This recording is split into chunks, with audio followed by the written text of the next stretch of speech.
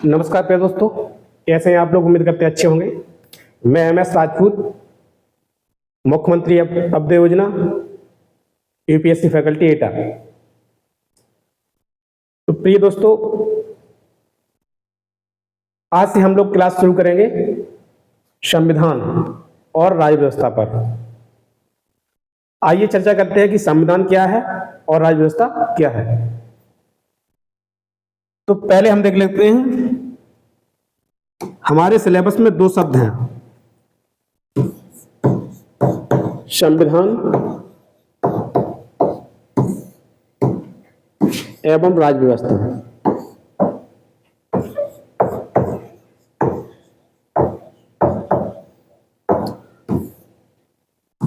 संविधान एवं राज्य व्यवस्था। तो प्यारे बच्चों, देखेंगे कि संविधान क्या होता है, संविधान किसे कहते हैं और राज्य व्यवस्था किसे कहते हैं, इन दोनों में अंतर क्या होता है। संविधान अंग्रेजी में कहते हैं कॉन्स्टिट्यूशन,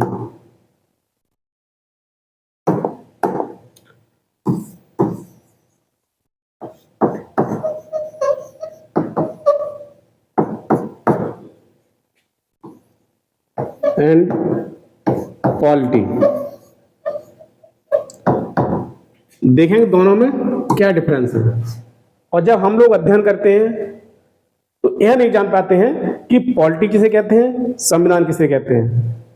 संविधान के अंतर्गत हम लोगों को क्या अध्ययन करना चाहिए और पॉलिटी के अंतर्गत क्या अध्ययन करना चाहिए। तो इन्हीं बातों को लेकर यह लेक्चर डिस्कस करेंगे हम और बताने का प्रयास करेंगे कि संविधान क्या है और पॉलिटी क्या है। आ जाइए बात करते हैं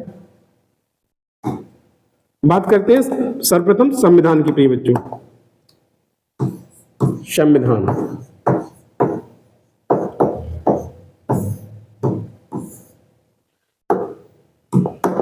मेरे प्यारे बच्चों, संविधान उन प्रावधानों का समुच्चय है जिसके आधार पर किसी देश का शासन चलाया जाता है। क्या, आइए लिखते हैं साथ साथ। संविधान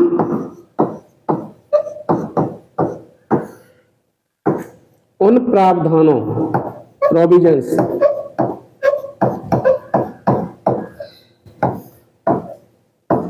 का समुच्चय है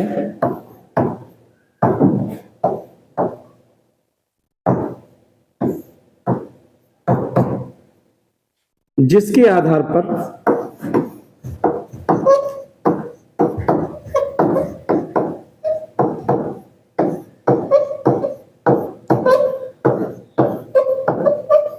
किसी देश का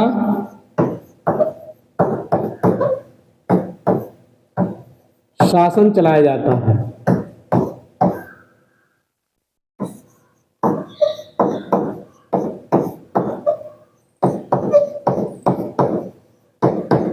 तो कहने का तात्पर्य है प्यारे बच्चों कि संविधान किसे कहते हैं। संविधान उन प्रावधानों को कहते हैं, उन नियमों सिद्धांतों को कहते हैं जिसके आधार पर किसी देश का शासन चलाया जाता है। अब यहां एक शब्द आया, शासन। शासन शब्द आया है, शासन से क्या अभिप्राय है, शासन का क्या मतलब है। तो आइए बात करते हैं। शासन शब्द से क्या मतलब है।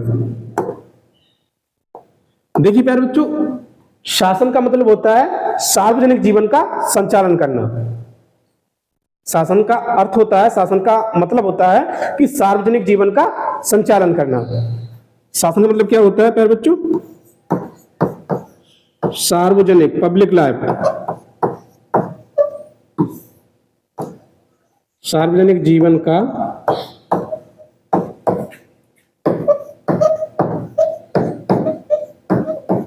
संचालन करना।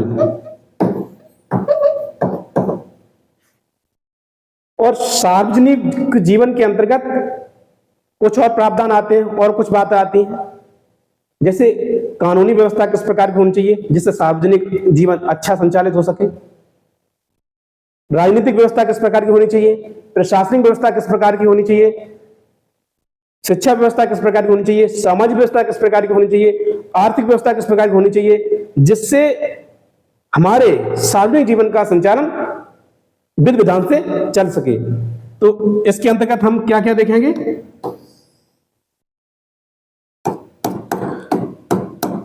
सार्वजनिक जीवन के अंतर्गत क्या क्या आता है प्यारे बच्चों, वो देखते हैं हम लोग। देखिए प्यारे बच्चों, सार्वजनिक जीवन का मतलब होता है पब्लिक लाइफ। इसके अंतर्गत आता है कानून, कि हमारे भारतीय संविधान में किस प्रकार का कानून बने जिससे सार्वजनिक जीवन का संचालन अच्छे से हो सके। आगे बात करते हैं राजनीति, पॉलिटिक्स। इससे अपना होता है प्यारे बच्चों कि जो हमारे देश के राष्ट्रपति हैं उनका चुनाव निर्वाचन किन विधियों के द्वारा होना चाहिए।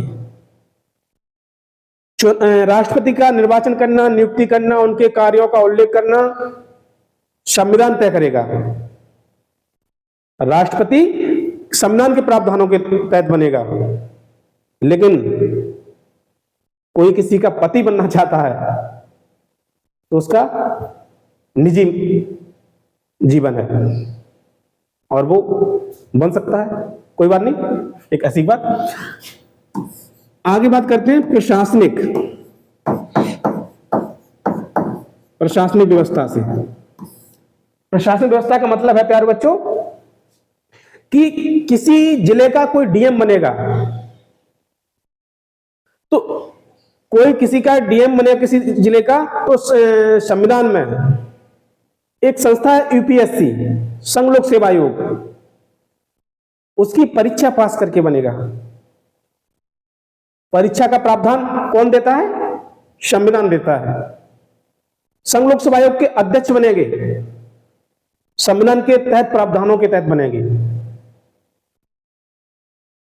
आगे बात करते हैं हमारे देश की शिक्षा व्यवस्था कैसी होनी चाहिए जिससे सार्वजनिक जीवन का संचालन अच्छे से हो सके। हमारे देश की सामाजिक व्यवस्था किस प्रकार की होनी चाहिए।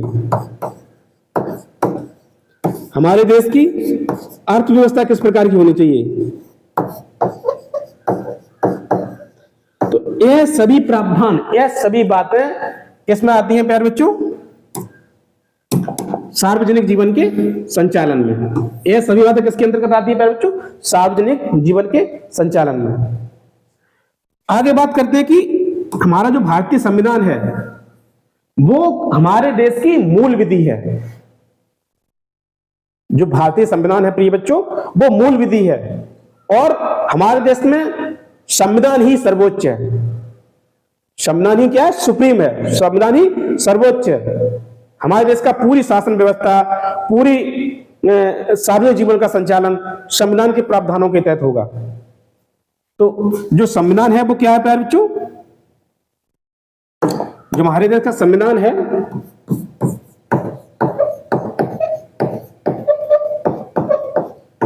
संविधान ही मूल विधि है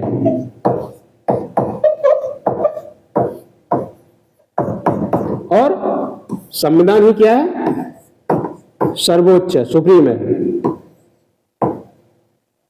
संविधान ही सर्वोच्च है, संविधान से ऊपर हमारे देश में शासन व्यवस्था संबंधित और कुछ नहीं है। तो इस प्रकार हम लोगों ने प्यारे बच्चों संविधान को समझने का प्रयास किया।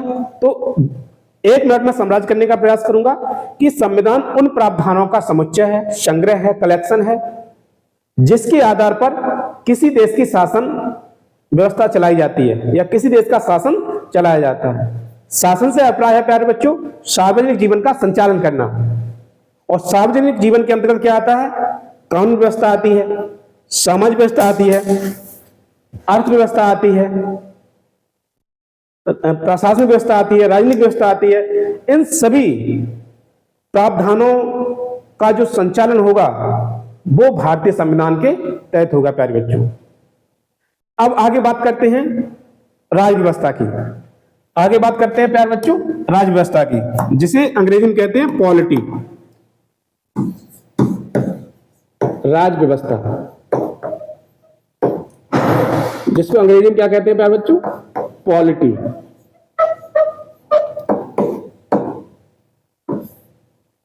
आइए पॉलिटी किसे कहते हैं?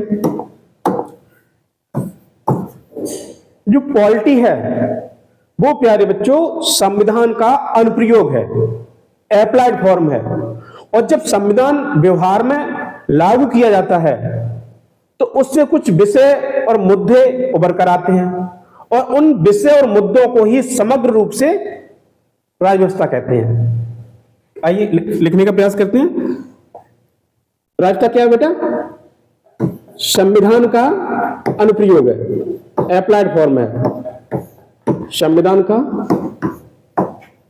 अनुप्रयोग है, अनुप्रयोग। और जब व्यवहार में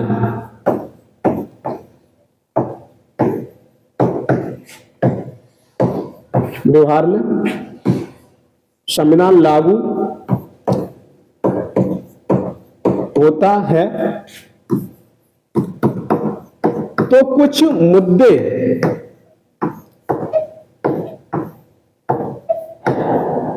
व विषय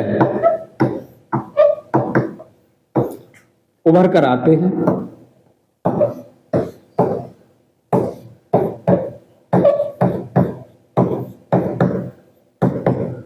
और इन विषय और मुद्दों को ही समग्र रूप से क्या कहते हैं बेटा? राज्य व्यवस्था। इन विषय और मुद्दों को ही समग्र रूप से क्या कहते हैं प्यारे बच्चों? राज्य व्यवस्था। इसके कुछ मेजर पॉइंट हैं, कुछ तत्व हैं। तो आगे बात करते हैं पॉलिटी के तत्व क्या हैं, फिर उन तत्वों का वर्णन करके पूरी परिभाषा को समराज करेंगे। आइए प्यारे बच्चों देखते हैं पॉलिटी के तत्व क्या क्या हैं। पॉलिटी अर्थात राज्य व्यवस्था तत्व। देखिए नंबर एक पॉलिटी का तत्व है। पॉलिटी के अंतर्गत क्या क्या अध्ययन किया जाता है, क्या क्या आता है? वो है संसद के कानून।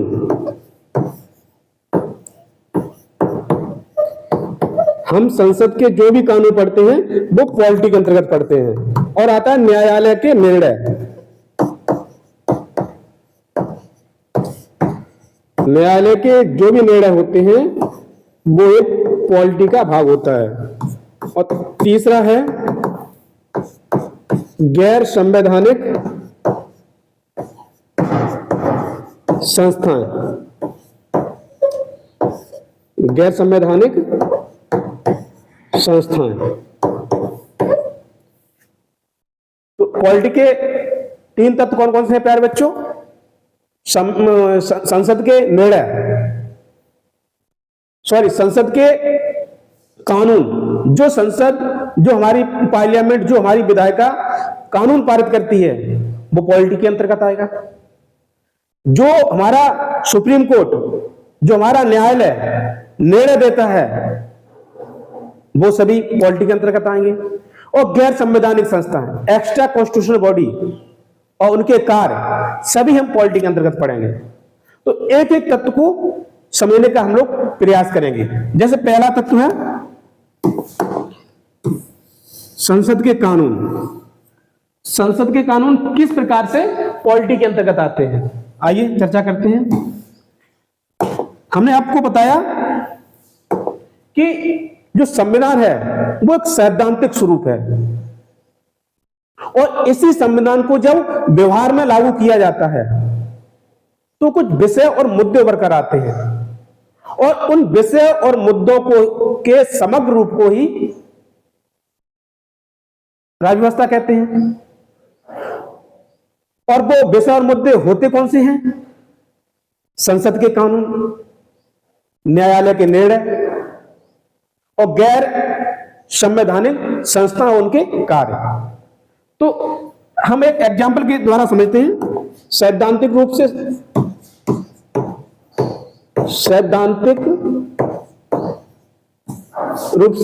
और सैद्धांतिक रूप से जो सिद्धांत होंगे वो क्या कहलाएंगे? संविधान। और जब व्यवहार में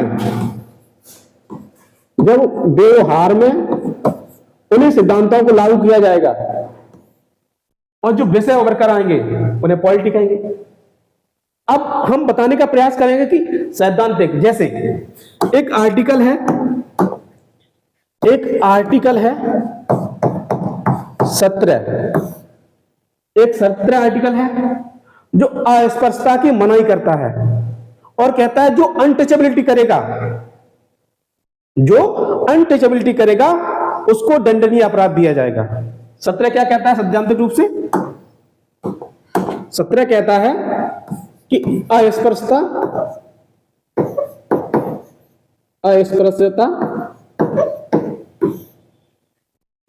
की मनाही करता है और कहता है जो व्यक्ति अस्पष्टता करेगा और जो अस्पष्टता का पालन करेगा उसे क्या दिया जाएगा? दंड। अस्पष्टता क्या बेटा? एक दंडनीय अपराध है। सैद्धांतिक रूप से आर्टिकल 17 क्या कहता है प्यारे बच्चों? कि अस्पष्टता करने वाले व्यक्ति को दंड दिया जाएगा, क्योंकि अस्पष्टता एक दंडनीय अपराध है, अनटचेबिलिटी एक दंडनीय अपराध है।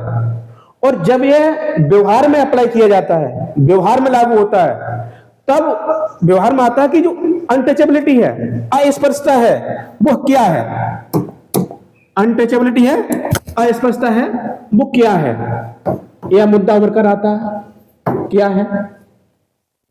यदि किसी व्यक्ति ने अनटचेबिलिटी की तो उसे किस प्रकार का दंड दिया जाएगा?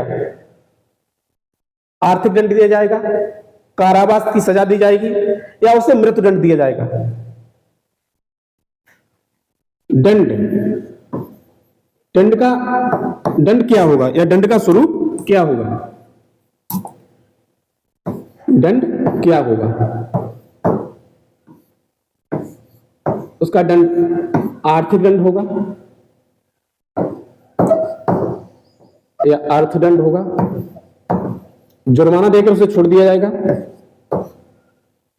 या कारावास की सजा होगी, जेल में डाल दिया जाएगा, या उसकी मृत्युदंड की सजा दी जाएगी? यह मुद्दे उभर कर आए। जब मुद्दे उभर कर आए तो संसद ने एक नियम बनाया। एक संसद द्वारा एक नियम बना, कानून बना। तो संसद द्वारा कौन सा नियम बना? संसद द्वारा एक कानून बना, संसद द्वारा एक कानून पारित किया गया, कानून बनाया गया। वह कानून का नाम है प्यारे बच्चों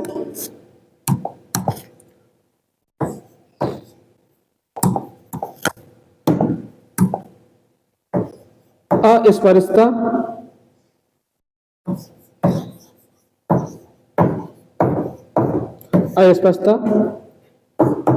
निवारण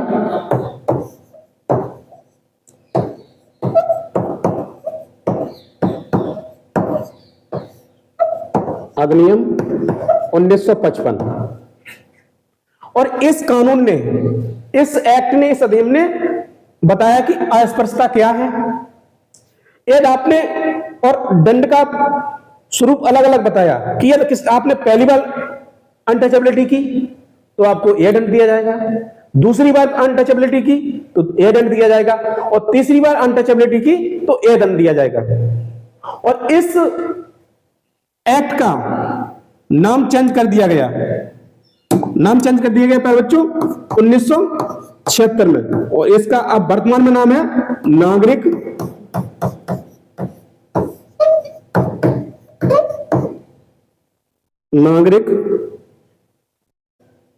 संरक्षण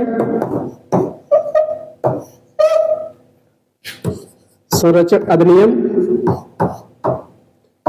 1955। अब कोई सवाल करता है, अब कोई ऐसा क्वेश्चन आता है कि क्या अस्पष्टता निवारण अधिनियम 1955 कोई ऐसा प्रावधान है जो अस्पष्टता को दंड घोषित करता हो, अस्पष्टता को परिभाषित करता हो, और अस्पष्टता करने वालों को किस प्रकार का दंड दिया जाए? नहीं प्यारे बच्चों। अब यदि आपको क्वेश्चन में आंसर सही टिक करना है तो वो क्या करेंगे, नागरिक अधिकार संरक्षण अधिनियम 1955, जैसे 1976 में नाम बदल दिया गया। तो मैंने एक बार पुनः रिवाज करने का प्रयास करेंगे कि संविधान की परिभाषा क्या बताई और राज्य व्यवस्था की परिभाषा क्या बताई। संविधान में मैंने बताया था प्यारे बच्चों कि संविधान उन प्रावधानों, उन सिद्धांतों, उन नियमों का संग्रह है जिसके आधार पर किसी देश का शासन चलाया जाता है और सैद्धांतिक रूप से है। लेकिन राज्य व्यवस्था क्या बताई, राज्य व्यवस्था अप्लाइड फॉर्म है, अनुप्रयोग है, और इसको जब व्यवहार में लागू किया जाता है तो मुद्दे विषय कुछ उभर कर आते हैं। उन मुद्दों और विषयों को ही क्या कहते हैं, राज्य व्यवस्था कहते हैं। लेकिन फिर उसके बाद 3 पॉइंट बताए गए कि संसद के कानून, न्यायालय के निर्णय और गैर संवैधानिक संस्थाएं, यह सभी आते हैं तो वो पॉलिटी का हिस्सा माने जाएंगे। अब यहां देख लीजिए, यह सैद्धांतिक रूप है, तो जो ए वाला हिस्सा है, ये वाला हिस्सा है, ये संविधान का हिस्सा है। किसका है प्यारे बच्चों, संविधान का हिस्सा है। और इस वाले हिस्से को हम लोग पढ़ेंगे, इस वाले हिस्से को पढ़ेंगे तो ये प्यारे बच्चों पॉलिटी, राज्य व्यवस्था का हिस्सा है, राज्य व्यवस्था का हिस्सा है। अगला तत्व है न्यायालय के निर्णय। तो न्यायालय के निर्णयों के बारे में हम लोग आगे चर्चा करेंगे, इसको समझेंगे। अगला जो पॉलिटी का तत्व, अगला जो राज्य व्यवस्था का तत्व है वो प्यारे बच्चों है न्यायालय के निर्णय। तो आइए देखते हैं किस प्रकार न्यायालय के निर्णय। एक आर्टिकल है प्यारे बच्चों, एक आर्टिकल है 19, इसका क्लॉज 1 सब क्लॉज ए, और यह उल्लेख करता है विचार और अभिव्यक्ति, विचार और अभिव्यक्ति की स्वतंत्रता,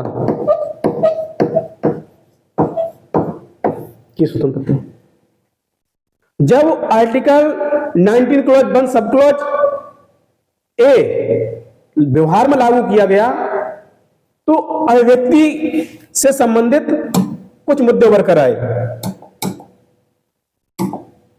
तो अभिव्यक्ति से संबंधित कुछ मुद्दे बरकरार आए।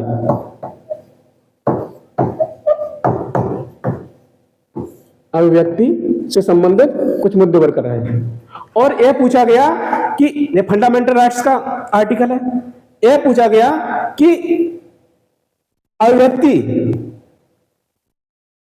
एक निर्णय आया था गुलाम नबी आजाद 2020 में, जब जम्मू कश्मीर में इंटरनेट से संबंधित समस्या पैदा हुई थी, जब आर्टिकल 370 हटाया गया था, तब कुछ समय के लिए जम्मू कश्मीर में इंटरनेट बंद कर दिया गया था। तो गुलाम नबी आजाद केस का निर्णय आया था 2020 में, और उसमें यह निर्णय आया था कि जो फंडामेंटल राइट्स है उसके अंतर्गत क्या इंटरनेट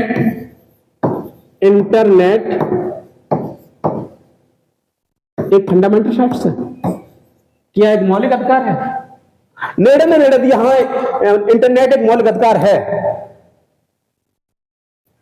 उससे पहले एक केस आया था प्रेस की स्वतंत्रता से संबंधित, प्रेस की स्वतंत्रता। क्या प्रेस की स्वतंत्रता एक फंडामेंटल राइट्स है? इन दोनों निर्णयों के द्वारा अभिव्यक्ति की स्वतंत्रता के अंतर्गत न्यायालय ने निर्णय दिए कि हाँ इंटरनेट एक फंडामेंटल राइट्स है, और अभिव्यक्ति की स्वतंत्रता के अंतर्गत प्रेस की स्वतंत्रता भी एक फंडामेंटल राइट्स है। इसको भी एक फंडामेंटल राइट्स घोषित किया गया, मौलिक अधिकार घोषित किया गया। तो हमने क्या क्या बताने का प्रयास किया कि संविधान एक सैद्धांतिक रूप है, और जो पॉलिटी है वो संविधान का अनुप्रयोग है, और जब संविधान के अनुप्रयोग व्यवहार में लागू किया जाता है संविधान, तो कुछ विषय और मुद्दे उभर कर आते हैं, वही ये विषय और मुद्दे हैं। अभिव्यक्ति की स्वतंत्रता के अंतर्गत इंटरनेट को क्या घोषित किया गया, फंडामेंटल राइट्स प्रेस की स्वतंत्रता को क्या घोषित किया गया प्यारे बच्चों? Fundamental rights.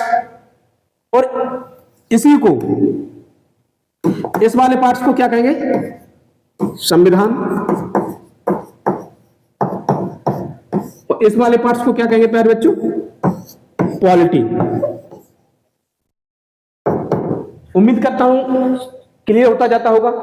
अब बात करते हैं संवैधानिक संस्थाओं की, गैर संवैधानिक संस्थाओं की। गैर संवैधानिक संस्था किस प्रकार वो पॉलिटी का पार्ट है? तो आइए बात करते हैं। हम शुरुआत करते हैं संस्थाओं से।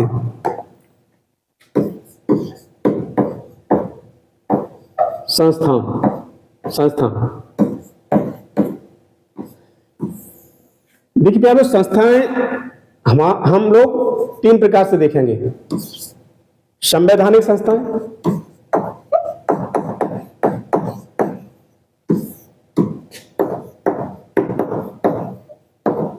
कॉन्स्टिट्यूशनल संस्थाएं, असंवैधानिक संस्थाएं,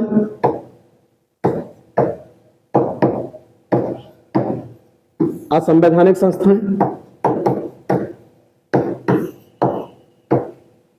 और गैर संवैधानिक संस्थाएं, एक्स्ट्रा कॉन्स्टिट्यूशनल बॉडीज। गैर संवैधानिक संस्थाएं, एक्स्ट्रा गैर संवैधानिक, सॉरी,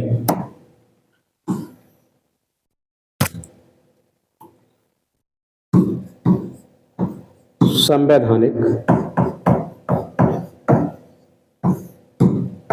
संस्था।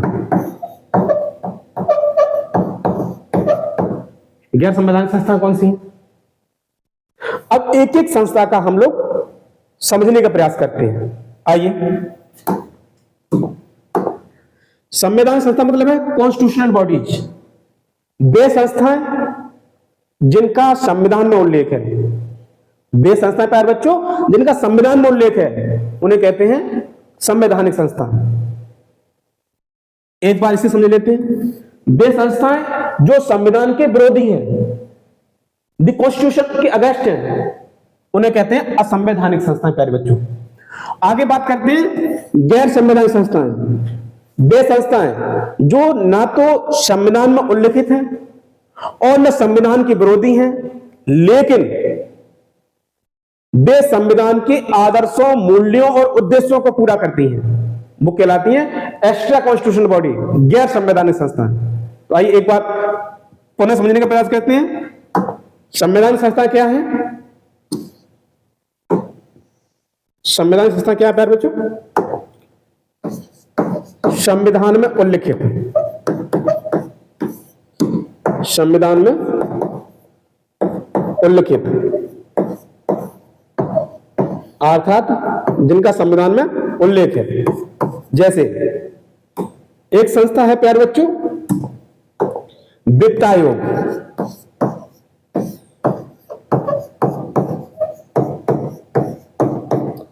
वित्त आयोग हमारे संविधान में एक आर्टिकल के तहत उल्लिखित है, जो आर्टिकल है 280।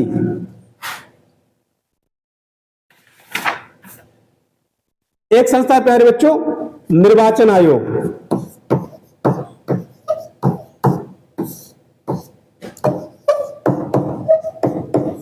निर्वाचन आयोग हमारे भारतीय संविधान में प्यारे बच्चों 324 आर्टिकल 324 के तहत उल्लिखित है। एक संस्था है राष्ट्रीय अनुसूचित जाति आयोग।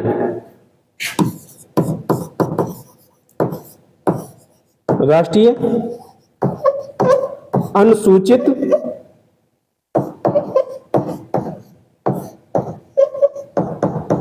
जाति आयोग, इसका उल्लेख है 338। तो कहने का तात्पर्य हुआ कि जो संस्थाएं संविधान में मेंशन हैं, उन संस्थाओं को संवैधानिक संस्था कहा जाएगा। जैसे वित्तीय आयोग, निर्वाचन आयोग, राष्ट्रीय अनुसूचित जाति आयोग, जो किसी आर्टिकल के तहत मेंशन है, उन्हें संवैधानिक संस्था कहते हैं। आगे बात करते हैं असंवैधानिक संस्थाएं, जो संविधान विरोधी हैं। जो संविधान के प्रावधानों, नियम, कानूनों, सिद्धांतों के अनुसार नहीं चलती हैं, उनके विरुद्ध चलती हैं, उन संस्थाओं को कहते हैं असंवैधानिक संस्थाएं, अनकॉन्स्टिट्यूशनल बॉडीज।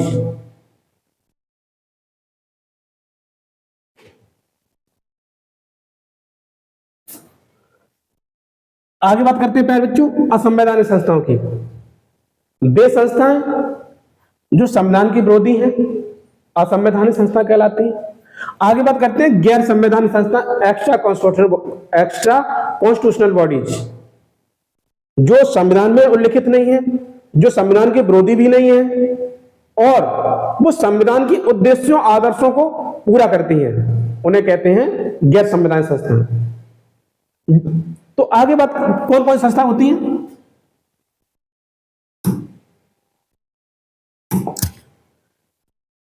संविधान में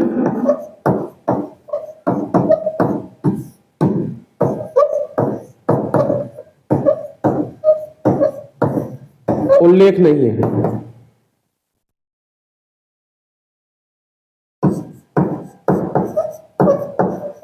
परंतु संविधान के आदर्शों और उद्देश्यों को पूरा करती हैं, आदर्शों और उद्देश्यों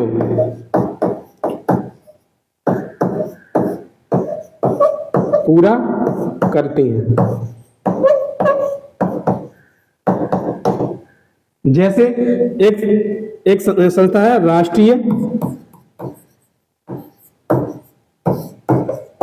मानवाधिकार आयोग,